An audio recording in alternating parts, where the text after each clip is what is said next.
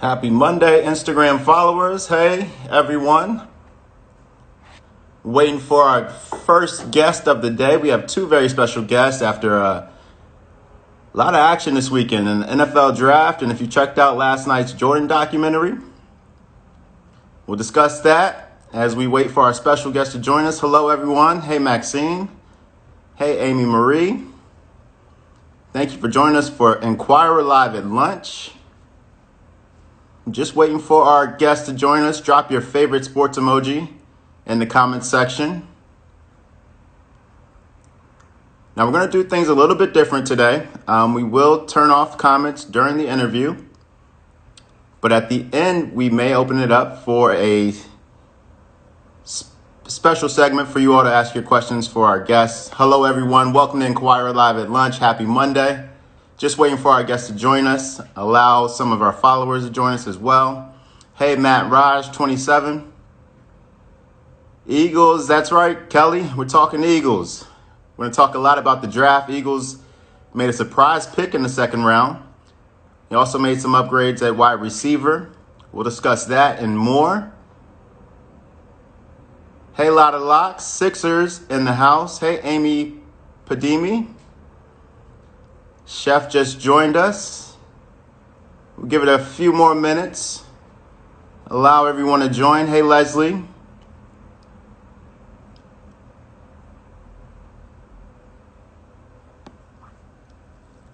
Welcome to Inquirer Live at Lunch. My name is Shamar Woods. I'm the Director of Digital Sports at the Philadelphia Inquirer. If you've been with us, we've had key sports figures on the past few weeks. We have two big ones on today starting at 11 and 12 p.m. So keep it locked right here on Philly Inquirer. Go Birds from Hi, I'm Shan. A lot of locks watch from Georgia, but still a West Philly girl. Thank you for joining us today. Hey, Sherry Hall.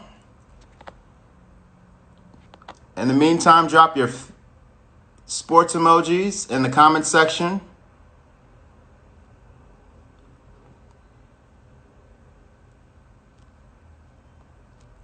Just waiting for our special guest. Hello, Sherry Hall. Jiggy joining us on this Monday. What are some of your questions that you have about the NFL draft so far? Are you guys happy with the Eagles' selections? Do you guys wish they had done more? We're going to talk about Jalen Hurts as well and that selection. There was a lot of talk about that after Friday night and into the weekend. Did the Eagles make the right pick with the second rounder? Hey, Daniel, thank you for joining us.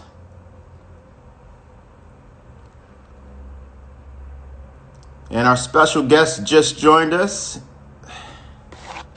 And we should go live in a few minutes. This is Inquirer Live at Lunch. I'm Shamar Woods, Director of Digital Sports.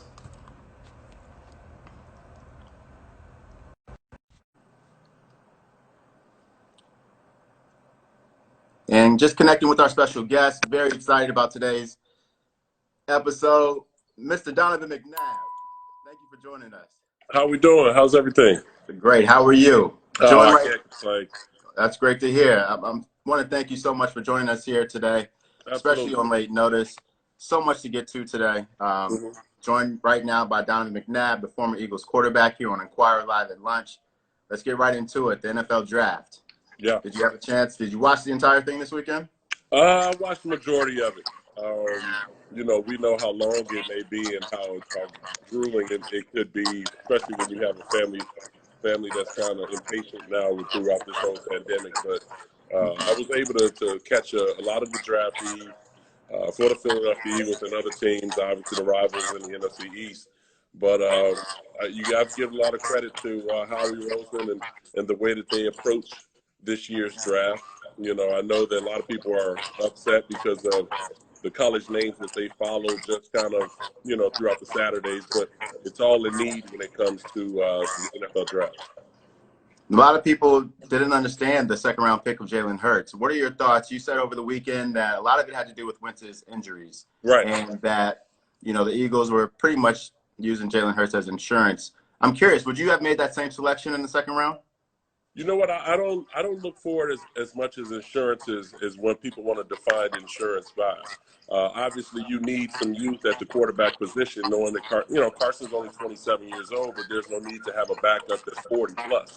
I might as well come out of retirement for that one. But I think you also have to take into account that for a young team, if Carson happens to go down again, you have to be able to keep the ship going. And if it's a guy that has an innate ability like we see from Jalen Hurts or any of the other quarterbacks that may have been in the draft, you still have to be able to run your offense and run your offense efficiently so that you can continue to put yourself in position to win games. That's exactly what they did when they had Nick Foles. They tried to do it a little bit with McCown. He played great in that playoff game once Carson went down. But if it's for a long term again, then you have to have someone that you can create some offense for so that the offense can be productive. Do you think it's a chance that we might see both quarterbacks on the field at the same time this season? Or Who knows? But I think people need to get the whole Taysom Hill, Drew Brees comparison out of their mind. And then they all want to go now to Baltimore with Lamar Jackson and Joe Flacco. There's two different dynamics there. The Taysom Hill and Drew Brees concept is a little different because Taysom Hill was the type of quarterback that Jalen Hurts was in college. Taysom Hill was a runner. Taysom Hill couldn't stay healthy in college. Taysom Hill was a guy that had a strong arm, don't get me wrong, but when he came to New Orleans, they looked at him more as an athlete than a quarterback. And so that's why you see Sean Payton coming up with dynamic deals to have him on the field, be a kind of a decoy, maybe have him come in and run some read option stuff. Jalen Hurts is not that type of quarterback. Mm-hmm. If you remember from Oklahoma, Lincoln Riley came out to say if you give him 2 years in this offense, he will put up remarkable numbers. And so if he's talking about putting up remarkable numbers in the passing game, his numbers were better than Kyler Murray and Baker Mayfield together. So I think we have to look at this situation and say they're coming in to develop a quarterback that has different features which are very similar to my own, where he can learn to play from the pocket, use his ability, and then you create dynamic plays around him. Because if you compare, remember I brought up the second part. If you compare him to Lamar Jackson, that Lamar Jackson experience was south for Joe Flacco. Mm. Lamar Mm-hmm. Jackson came in, they instantly won, Mm-hmm. and they changed that whole dynamic of that offense. And Joe Flacco was left sitting on the sideline, which ended up them kind of releasing him. So I think we have to take that into account because what is one of the key features for Carson Wentz? His mobility. Mm-hmm. So now you take that mobility away from Carson to bring Jalen Hurts on to run dynamic plays. In Philly, the fans are going to want more of Jalen Hurts when the dynamic plays start to be on display. And that's not a good thing for Carson. I was going to say, my next question, how do you feel if you're Carson Wentz in this situation and the Eagles make the selection of Jalen Hurts in the second round? I've been in that position, remember? Remember when they drafted Kevin Cobb? Right. And so, one thing that for Carson, Carson's one of the better quarterbacks in this game when he's healthy. Let's not make it like everyone tries to make it like I'm always coming down on Carson. I'm talking from experience. I've been there. When you get banged up a couple of years in a row, you're winning, whatever it may be, or in their case, they struggled to win the NFC East. But they draft a quarterback that they say is an insurance policy, but if you continue to get hurt, he will be the franchise quarterback. Now, remember, when they wanted to make that decision with me, I'm 11 seasons in. And what they do, the first person they paid was who? Kevin Cobb. Mm. But the luxury of it, their insurance was Michael Vick. So once Kevin Cobb received that concussion in the first part of the first game, Michael Vick comes in, and all of a sudden it's the dynamic show.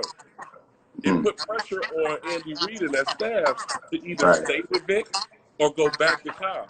Right. And what did he do? He went to Michael Vick. Right. So I just think, for Carson to just keep his nose to the ground, to continue to grind, understand this business, because this business, just when you think that you're some loyalty, or there's kind of a support system, those same people that got you thought you could trust in, and they tell you one thing, they'll end up turning on you once things go south to save their own butt. Right. Things can definitely change quickly. Kind of take us back to that moment. What were some of your feelings when they brought in Cobb? It was wild because I didn't get noticed like they say they talked to Carson about. I didn't get noticed. So I was out getting ice cream with my kids, and I got calls about, hey, they drafted a quarterback in the second round. And I'm like, hey, that doesn't bother me. Right. Okay, he comes in, I'm still going to dominate, the position. But, you still wonder, because we needed some spots that needed to be filled. We were young in a lot of key positions, but we still needed some experience in a lot of major positions. And so you just kind of wonder, the direction of their thinking. You wonder the direction of their feelings, and what does it mean. But at the end of it all, put your pads on, put your helmet on, and you go out and show and prove that's your spot. You just have to play. Now, I saw exactly. videos on your Instagram of Khalil Mack working out. Eagles selected him as an undrafted free agent yesterday. Right. They signed him as a wide receiver. I'm curious your thoughts on how the Eagles plan to use him in the future. Well, from what I understand, they bring him in, use him as a utility athlete right now. I mean, he'll have an opportunity to kind of work at some quarterback, but he'll be moving around at some receiver position. And my thing is this. Although you see a lot of these kids in college, you need to evaluate these kids from the position they played in. And you want to see what they can do in your offense and how talented that you are. The offense that he played in under Kevin Sumlin, they didn't teach him well. They didn't prepare him well. So you didn't get the full display of what he can do. Now, I trained him this offseason, and he can play from the pocket, the 3-step, 5-step, 7-step drop. He can throw on the run. He can be accurate. And that's something that these pro days now being canceled before the draft really hurt a lot of these free agents who were drafted. Right. Think about it. Look at Randy's son. Randy's son wins the national championship, probably would have been a third round pick. He gets to the combine, and I think he had a broken foot or something, so he had to have surgery. He's healthy enough to perform at his combine, which I think was supposed to be April 9th, but it's canceled. So now he goes from possibly being drafted to becoming a free agent. So that's why the Khalil Mack situation is tough, because there have been a lot of teams that probably would have looked at him in the possibly 6th or 7th round, or maybe even 5th round, if they were able to see him in his pro day. The pandemic has definitely impacted all levels of sports, especially when you look at the NFL. I'm curious your thoughts. Do you think we'll see an NFL season? Some saying that we might not see football until 2021. What are your thoughts? There's a lot of money that's involved. If they have to go too early on in the season with no fans in the stands, I think that's the best move. I believe that there will be football played this year. I think next year there'll be a lot going into the 2021 season as far as restrictions and thoughts going into how they're going to go about it. But they're going to learn from the 2020 season. So I think there'll be football. There'll be college football too. Which the question has to be asked as far as college football is concerned. If they move the season later, now that takes out the possible spring ball from the following year, and then the question has to be asked: what does that mean for Trevor Lawrence? Does Trevor Lawrence sit out the season and just enter the draft? Right. What do you do? Or does he play, and then now he's going to enter the draft? Because if they continue to push it back, because remember, there's a lot of money involved in college football as well. They have to make a decision as far as, do they play, maybe start about a month later and play without fans in the stands, or do they just take the hit and see if they can do it possibly in the spring, which I think is a bad move. What advice would you give Lawrence in that situation? Trevor Lawrence? Yes. Well, if they play later and it happens to move in the spring, I'm entering the draft. I'm just going to train and prepare myself for the draft. Because right now, to be honest with you, his pro day will be very important. And that will go on in the spring. So why put your body through through a 12, 13-game season, possibly 14, depending on how they play. And then now the draft is possibly coming up in about 2 months or so. And then you got to start playing again 4 months later. Yeah. That's wear and tear on your body. So why would you put yourself through that? Right. Definitely want to go in as healthy as possible. Quarterbacks take a lot of hits for sure. Yes. Kind of want to keep the subject on quarterbacks and just kind of talk about black quarterbacks. This past year was almost the emergence of black quarterbacks with MVP Lamar Jackson. You have Russell Wilson as well, Dak Prescott. I'm curious, could you kind of give us your state of the union on black quarterbacks in the NFL and kind of your role that you played? I hate the term emergence of black quarterbacks because we've done it way before them.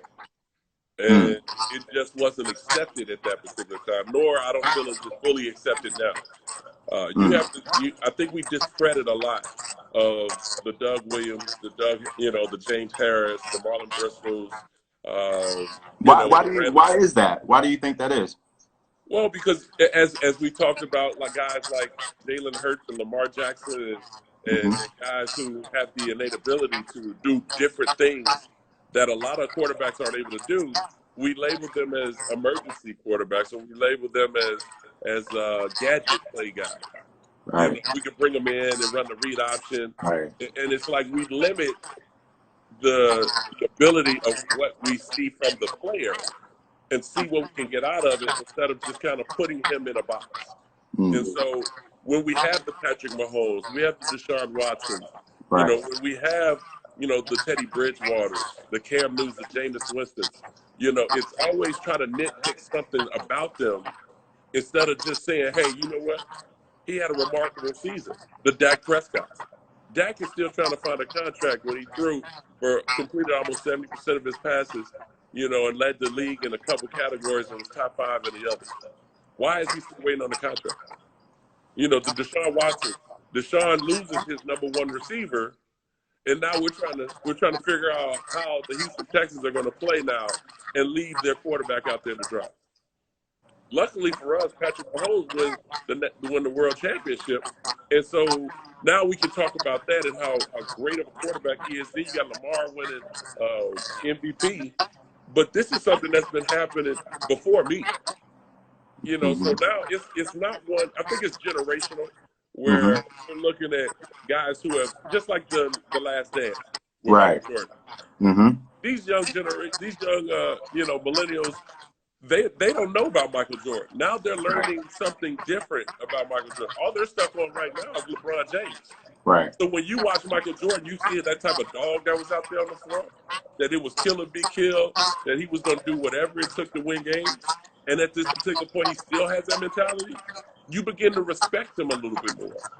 I think we need to continue to teach our youth about the past and the pattern. And that's why I do a lot of mentoring to a lot of the African-American quarterbacks. Because it's important that they know about their history. It's important that they understand about their past and understand what they'll be faced with when things are high and when things are low. Right. So what are some of those conversations that you do have with some of the African-American quarterbacks in the league? Well, a lot of stuff I'll continue to keep, between us, and you understand that. Absolutely. But I think the gist of it is more or less, one, always be prepared. 2, don't worry about other people's feelings and other people's opinions.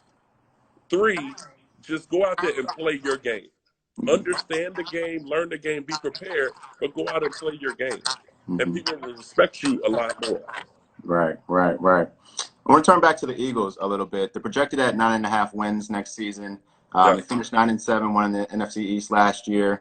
They're the only team in the NFC East that returns their head coach. They upgraded their wide receiver core in the draft, and then, again, they selected Jalen Hurts. I'm curious, what is your prediction for the Eagles next year? It's hard to say right now, and I think for a lot of teams. I mean, we could say teams that went into the draft and they sort of loaded up with big-name college players, they still have to gel. And I think what we're seeing in Philadelphia is we see, Carson coming back healthy. We see what Miles Sanders presented. We already know about Zach Ertz and Dallas Goedert. But can they present a number 1 receiver and a number 2?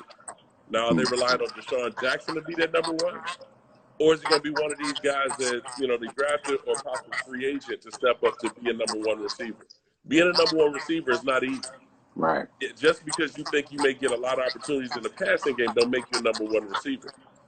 You have to be dynamic in so many ways. And Right. so those are questions that you have. And then on the defensive end, were they able to fill a void at safety? Were they able to bring in some help at linebacker, pass rusher, corner?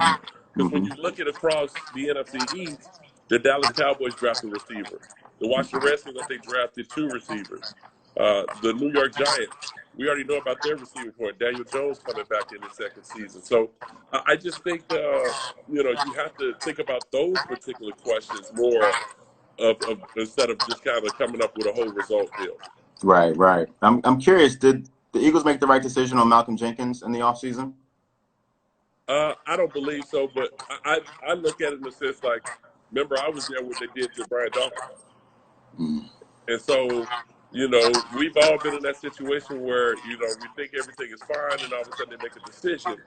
But again, Malcolm was getting older. And I think it was important that they went into the draft and found some youth, somebody that could come in and learn under Malcolm and then make the decision. But just to kind of say, no, we're done and move on, I don't agree with it. Joined right now by Donovan McNabb, former Eagles quarterback, here on Inquirer Live at Lunch. I'm Shamar Woods, Director of Digital Sports. Donovan, thanks again for joining us here today. We're talking NFL Draft. We just talked about The Last Dance, so I'm sure you checked out episodes 3 and 4 last night. I thought the Dennis Rodman episode was a pretty wild one. Well, being a Chicago Bulls fan and growing up, watching my Bulls play, you know a little bit about kind of the ins and outs. But as far as in depth is concerned, this is something that's telling them to all of us. And Absolutely. so I knew the importance of Dennis. I knew what Dennis presented. I knew that Mike and Scotty truly loved Dennis and respected Dennis's game. Now you're learning the feelings that Dennis had for those guys. And so it's funny when we watch, 3 and 4 and Dennis asked for a vacation. I'm with Mike. I'm like, no, we can't let him go for 48 hours.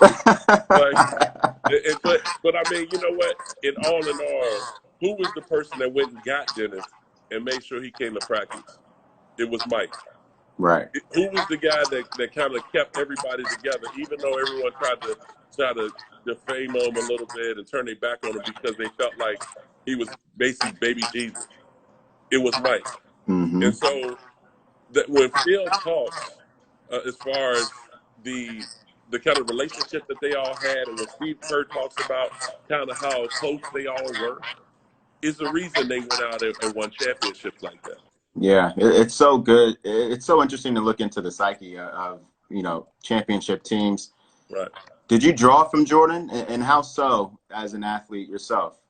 Growing up being a fan of Mike and idolizing Mike in so many ways, I drew a lot of similarities from Mike. Now, Mike obviously went into the in your face kind of guy, but I wanted to grind like Mike. I wanted to be well prepared like Mike. When I stepped out on the floor or field, I always wanted to showcase like Mike. Now,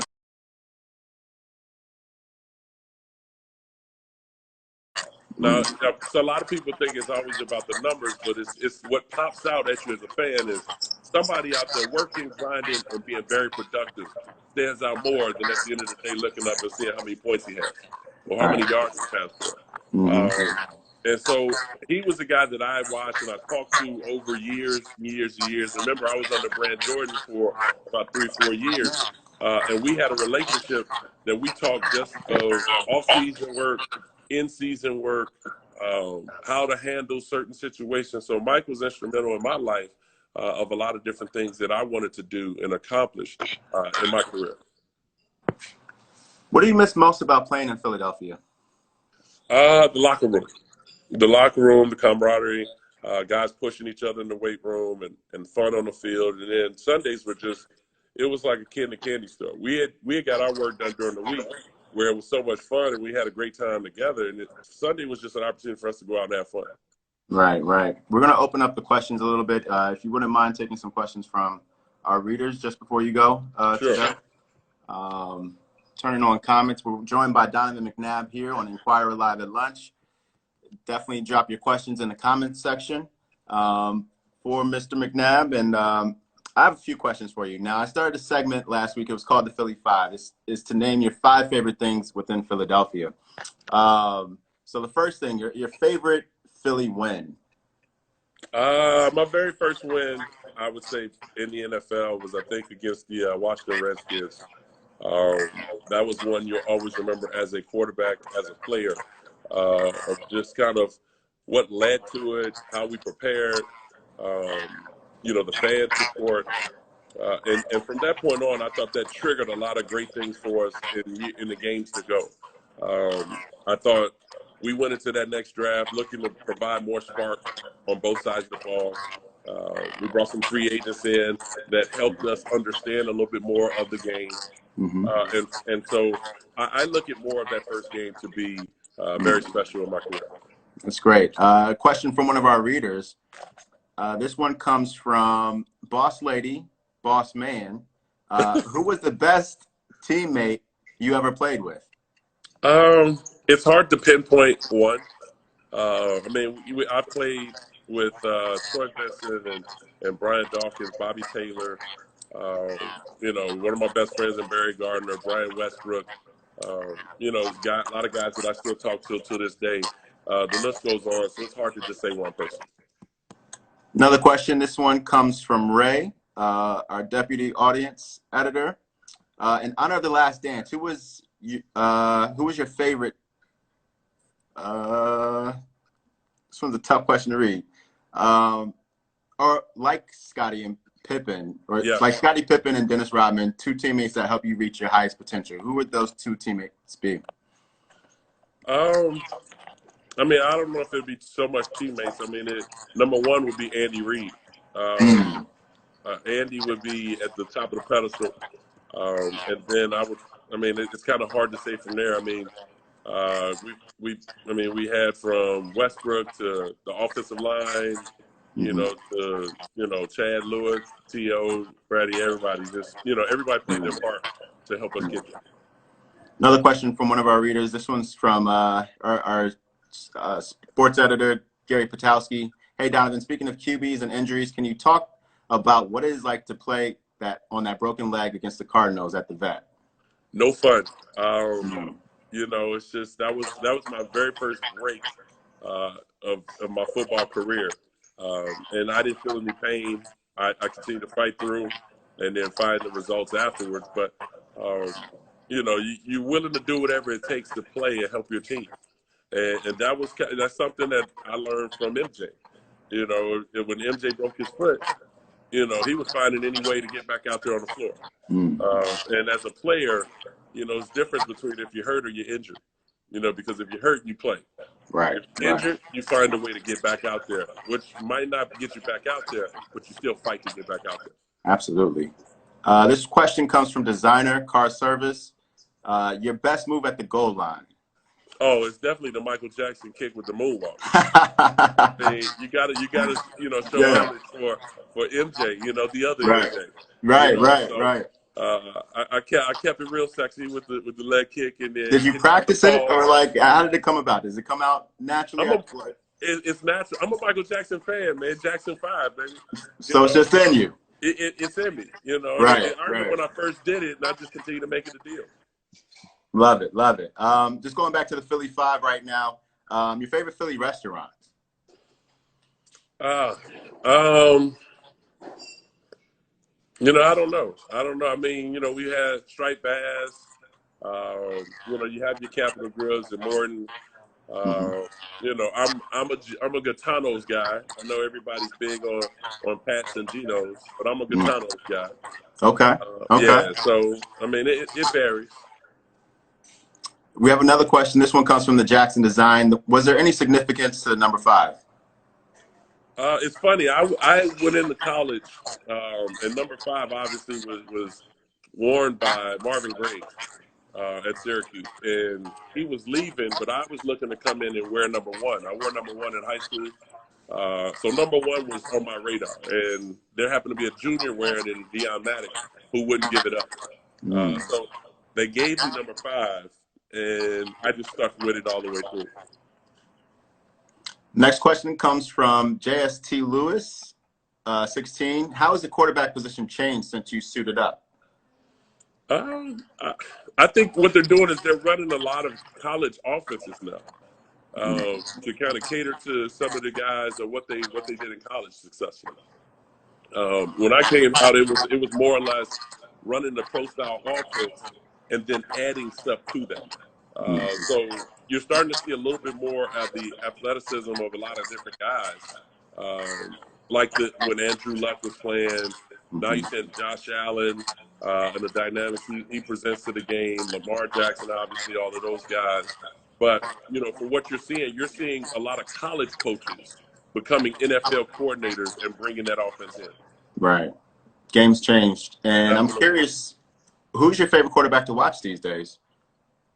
There's not just one. I mean, again, I mentioned I love watching Patrick Mahomes. I think Aaron Rodgers and Drew Brees are still top, especially at that age group, still being able to continue on performing at a high level. I love watching Deshaun Watson and Lamar. The list goes on of Dak Prescott. But I love watching when Carson's healthy. I mean, and he has help on the outside. He's one to watch as well. Absolutely. Absolutely. I just hope he stays healthy Right. for a full season next year. Right. Another question from the Jackson Design. Do you ever think you'll coach quarterbacks?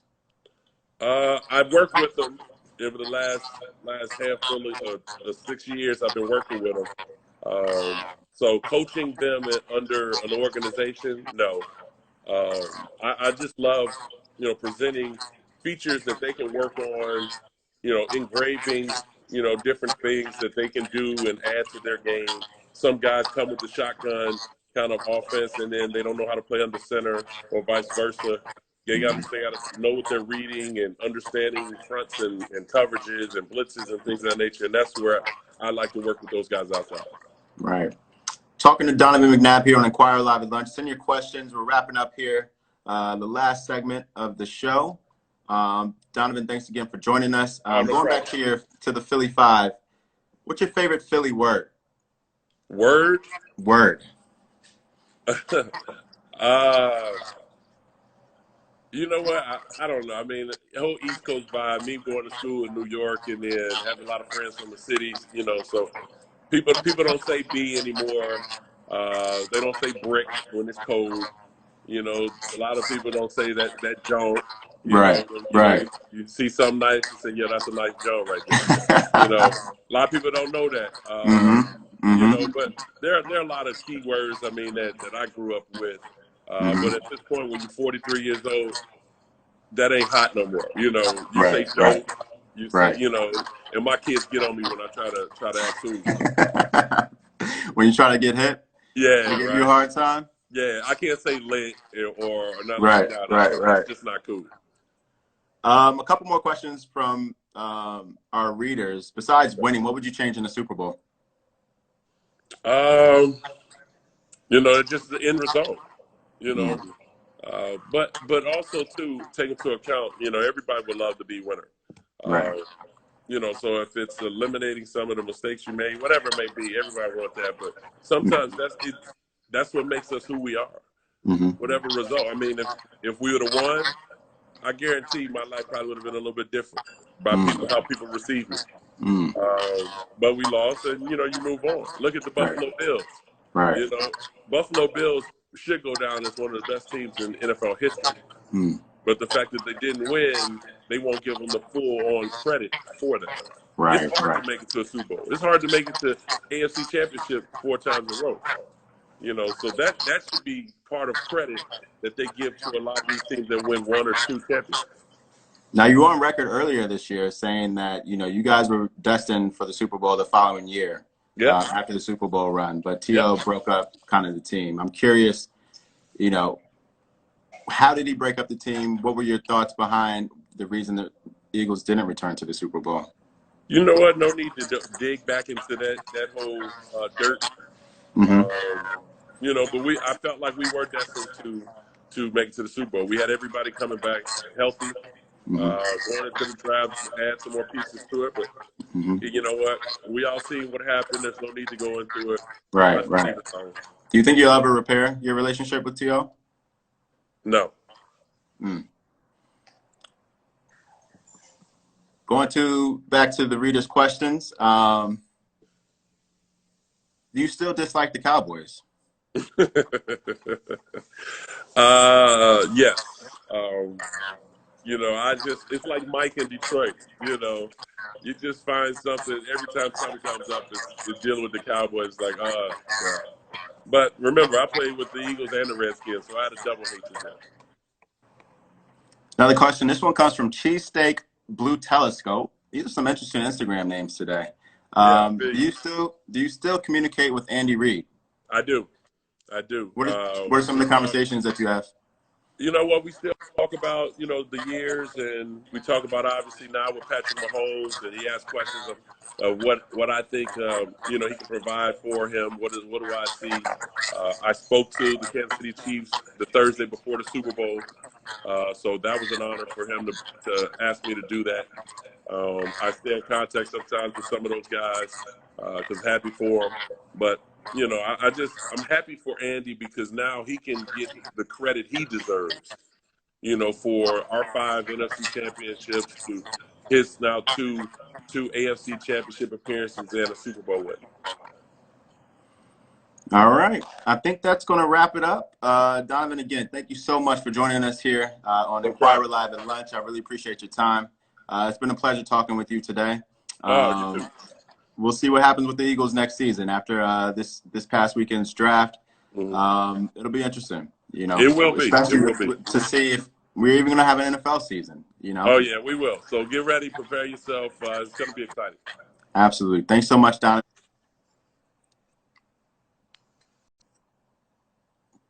All right, keep it right here on Inquirer Live at Lunch. That was Donovan McNabb, the former Eagles quarterback.